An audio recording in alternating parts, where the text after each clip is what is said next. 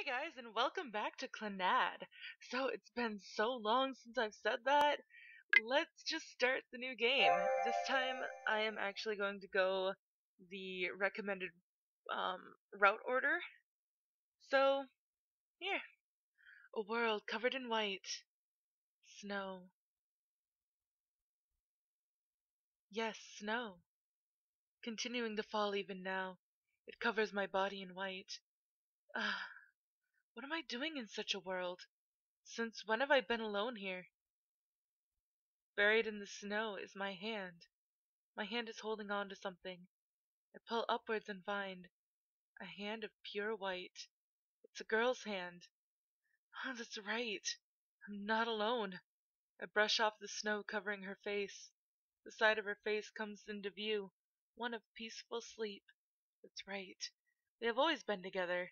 In this world. In this sad, lonely world.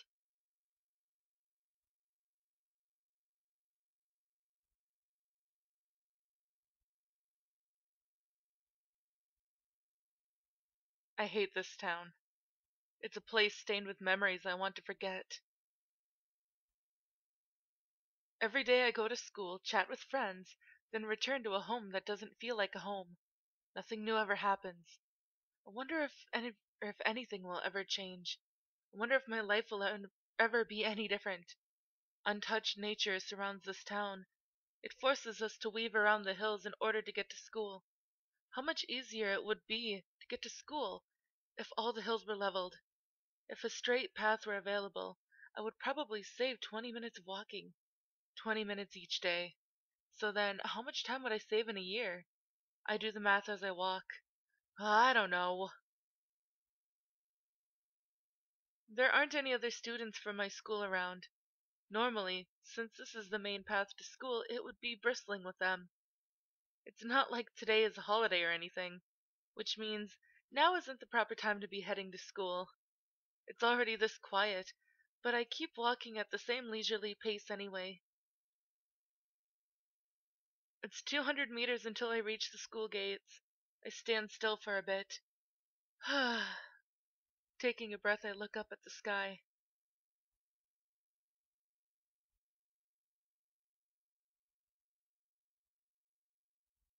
The school gates are just ahead.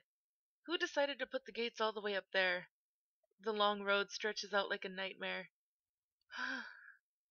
It's a different breath from mine, smaller and gentler. I look beside me.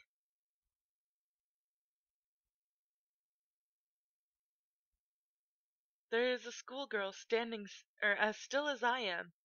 I can tell that she's a third-year student by the color of her badge. She's not someone I know, though. Her short hair flutters in the wind, just above her shoulders. She looks like she's about to cry. Since I'm usually late, I don't feel anything, but she looks like a very diligent person. Like the kind of girl who would be against going into class alone at this time. Hmm.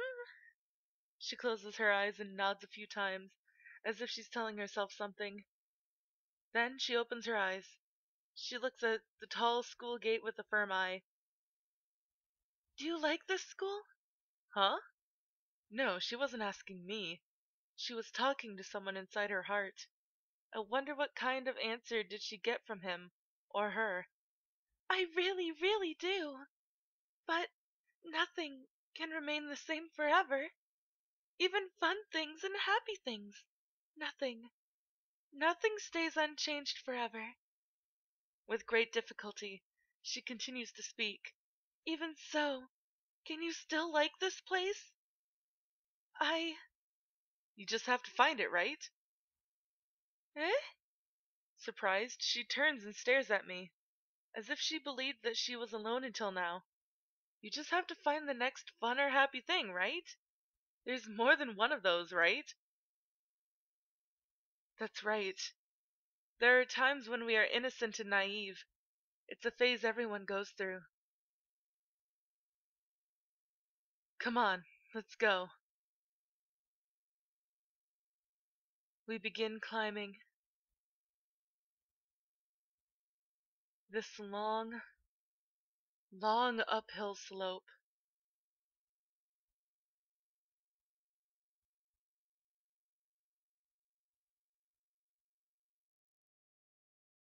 Okay, so I turned on the music to very low, so that way it's not just silent. So here we go. Sunohara! The teacher calls out the name of a single student. Absent as usual. I glance at Sunohara's seat beside me. His attendance is even worse than mine. We are the only two delinquents in this class. I guess that's why we get along. Also, he's the only person I could really talk to freely. That's just how we are. The lesson has started. I spend my time looking out the window, ignoring everything the teacher is saying. Classes have ended for the day and school is over. That Sunohara didn't show up at all. In the end, the only person I've spoken to all day is the girl from this morning. Today is no different from any other day. I'm not part of any clubs, so I pick up my empty bag and slip out of the classroom while the rest of the students are chatting away. I know if I go home there won't be anybody there. Of course, my mother's not going to be there. She died in a car accident when I was young. I can't even remember her face. My father, who was left behind, sank into depression, shocked by her death. He'd go out, get drunk, and waste his time gambling. My entire childhood was wasted fighting with him all the time. But after a certain incident, our relationship changed. He injured me in a fit of violence. From that day onwards, my father kept his thoughts to himself. What's more, instead of addressing me as a father would his son, he started calling me Tomoya-kun, attaching a kun to my name as if I were a stranger. There was no doubt that we had become strangers, who happened to have something in common. It was as if he closed himself off in a shell, as if a line had been drawn between the past and the present. It would have been better if he had just completely ignored me. If he cared enough to cause me pain, there would still be hope. But now, when he sees me come home, he'll smile as if seeing an old friend and begin to chat. It's painful. I can never take it. So, I always end up rushing out of the house. And so, in order to avoid him, I won't return home until late at night, after I know he's asleep. I go to sleep at dawn and wake up around noon. Ever since I entered high school, I've always been late. This has been the norm for 3 years. Today, as always, I changed my clothes and leave before my father gets home. This has become my routine. I roam around town at night. In the end, I'll arrive at my usual place. On the way, I buy dinner from the convenience store. And with that in hand, I head towards the student dorm at the bottom of the hill by the school. The school actively promotes club activities, so there are a lot of students here. They spend their 3 years here away from their parents. They are very different from a person who is like me, who lives out of his school life with no dreams. I don't have any business with any clubs, but Sunohara, lives here. Sunohara got into the school through sports, as he was once part of the soccer team. But in his first year he got into a big fight with students from another school and was suspended. He lost his place as a regular player. And then, after his freshman year, he lost his place on the team. There was nothing he could do but leave them.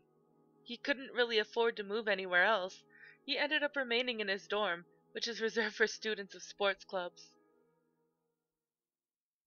How many times do I have to tell you? But the volume was really low. Sunohara is there. He's in front of another room, talking with a student with a huge body. Oh, whoops. Even if it's really low, I can hear it through these thin walls. Use your headphones. I told you I can't afford that. Then don't listen to it. Well, if I don't listen, but if I don't, then I can't really get in the mood, you know? And it's a really cool song, you know? Look, if you'll just listen to the lyrics, you'll know what I mean. I don't care what the hell you're talking about. All you're doing is pissing me off. If I hear it again, I'm kicking you out of here. Hee! Sunohara's head slumps down before the closed door.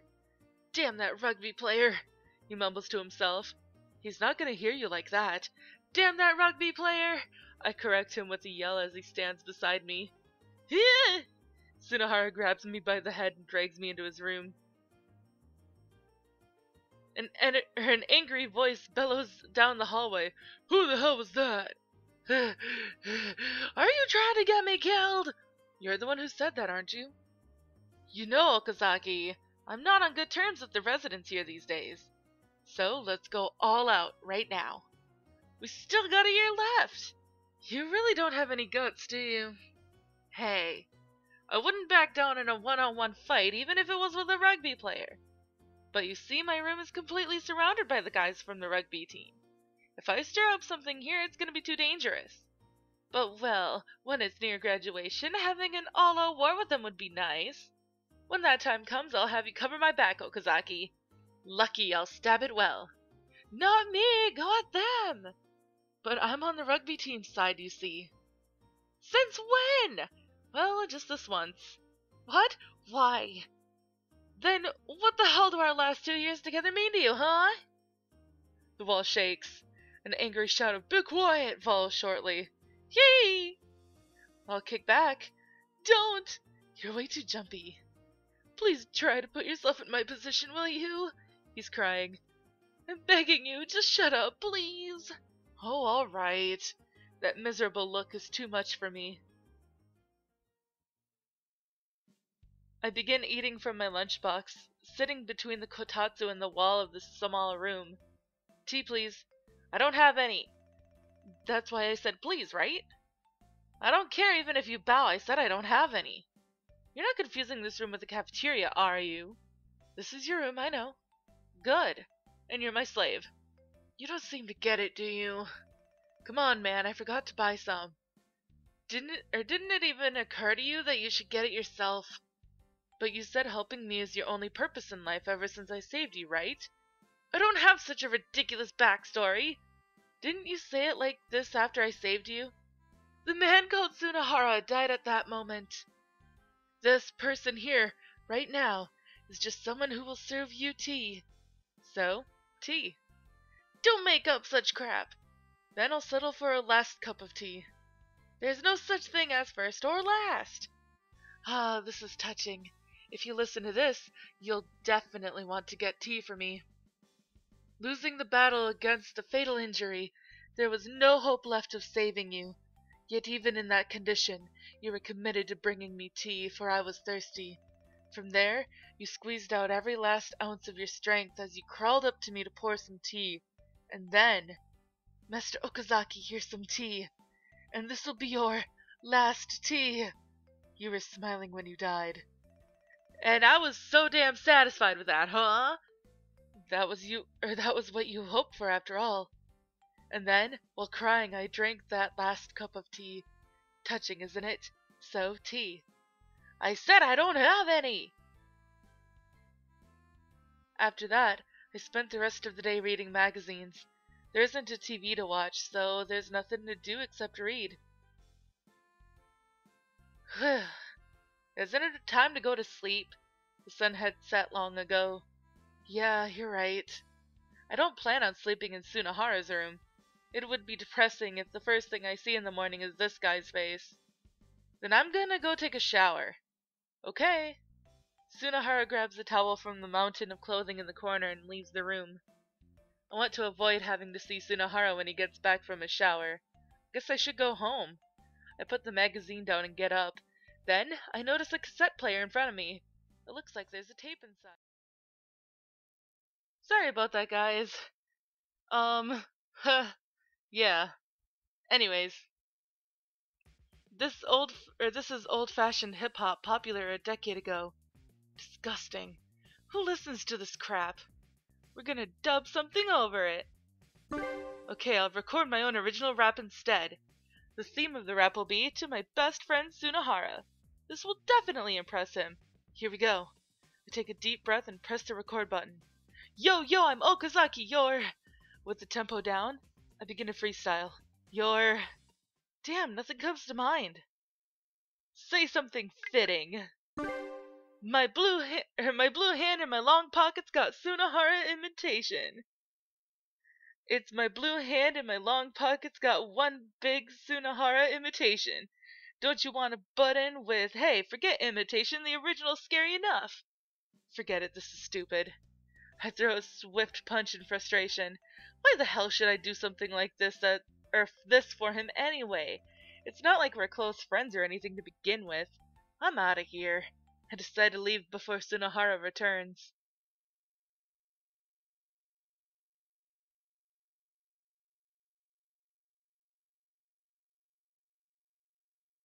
She's there again. You again? Why aren't you going on ahead? Um, that's because, well, how should I put this? It's okay, you don't have to force yourself to say it. You don't know me after all. Okay. But you know, you should be diligent about going to school on time. You're late as well. She points a finger at me. It's okay for me. I look away. To begin with, why am I so diligently lecturing a stranger? That's right. It's like she said. She's a delinquent just like me. Do whatever you want. I leave her and start ascending the hill by myself. It's just that she doesn't look like a delinquent at all, so I felt like lecturing her. That's the only reason. Please wait. Her voice stops me. Is it okay for me to follow you? I look back and find her standing meekly behind me. Why? Well, because I feel uneasy going alone. She's relying on a guy she doesn't even know. She probably has one or two friends at least, so why me? I narrow my eyes as I gaze up the hill. Well, I suppose it's only a short walk from here. Do what you want. I say that and start walking again. Please wait! What now? She's looking at me when suddenly, Anpan! She bursts out a single word. How should I respond to that? French bread. I don't understand what you're saying. That's my line. What, do you like Anpan? No, not really. Having said that, I don't really hate it. If I had to choose, I'd say I like it. She's a rather roundabout person, but it doesn't really bother me. Let's just go. Okay. That reply sounded slightly more cheerful.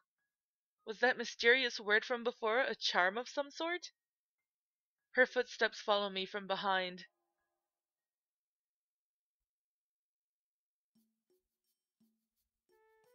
The bell chimes, signaling the end of class. Hmm? An unexpected voice prompts me to turn around. Fujibayashi Ryo? She's the class representative.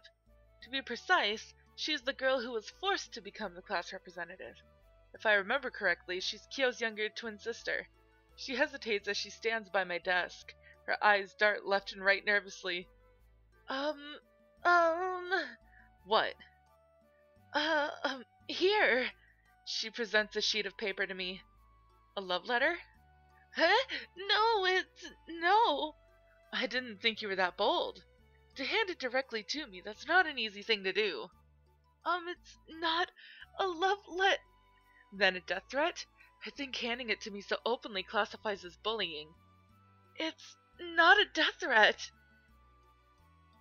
A challenge? Fujibayashi's face reddens as she forces the sheet of paper onto my chest. It's the printout given out during homeroom this morning. That's it? How boring. I take the printout and shove it inside my desk without looking at it. It probably isn't that important anyways. Is there something else? Well, I think it's better if you come to school on time. That's none of your business, really. But, well, I think it'd be better if you came to school on time, so... So when you're the class representative, you can bug your classmates about their attendance, huh? That's not what I mean, but, Her eyes are becoming misty. Maybe I went a bit too far. We're just going to ignore her this time. Hey, Okazaki! Don't make our class rep cry! Will ya? Her sister's gonna come after you. It's okay, I'm not crying. I don't think that's what you should say when tears are building up in your eyes. For now, they haven't actually fallen, so I'll just pretend she isn't crying. I rest my chin on my hand and look outside the window. That's my signal that there is nothing left to talk about. Seeming to understand, Fujibayashi drops her shoulders and leaves. Maybe she still has something to say to me? Third period passes, and I lay down on the desk. There's a loud thud next to me. Looking up, I see Sunohara slam his bag onto his desk. What's wrong? Looks like you're feeling crappy early in the morning. My morning was beautiful. Then isn't that great? The problem after that... After I ate breakfast, I made some coffee and returned to my room. A quiet morning, the best hour, the time I could feel at peace. Hurry it up. Just like always, I pressed the play button on the radio and started sipping my coffee. That is my favorite hip-hop song. It is also the best thing in the world. Oh man, isn't this great? Wait, oh man, isn't this great? Yo, I'm Okazaki, my blue hand in my long pocket's got a Sunohara imitation. It's my blue hand in my long pocket's got one big Sunohara imitation. Don't you want to butt in with, hey, forget imitation, the original scary enough? You made me spit out all my coffee! You bastard, why did you change my fabulous song into that jacked up rap of yours? Huh? That was my doing? Didn't you introduce yourself in the tape as I'm Okazaki? Oh yeah, that's right. That tape was the only one left, and it was my favorite! I did it for you, so thank me for it. There's no way I'm gonna be grateful even if you did it well. Why's that? I tried to pick out good things about you and rap about it. My blue hand? As if I'll remember something like that. It was my blue hand's got a Sunohara imitation. Then don't you want to butt in with, hey, forget imitation, the original scary enough? There isn't! And what the hell is that supposed to mean? Well, that was the first thing that came to my mind at the time, so sorry. You really know how to get someone's nerve, or on someone's nerve, don't you? Huh? Is that my fault? You think it's my fault, huh? Moreover, you went home and left it recording. Everything on the tape after that point was erased. Who cares about that old music? That was my favorite tape. Give it back. I can't do the impossible. Go and rent the CD again. Next time I'll record your screams so you'll forgive me. Don't ever record on it again. Don't touch it. Damn it, why is this happening to me? It's a good lesson for you, isn't it? Next time, set your important tapes as read-only. Even if I did that, I think you'll still mess around with it and tape over it. You should hide your precious things then. It would have been better if you didn't do anything to them. Don't ever come to my room again. He violently pulls out his chair and sits down. But I am all out of time for this episode, guys. So if you liked it, please give it a big thumbs up down below. And I will see you in the next video. Bye-bye!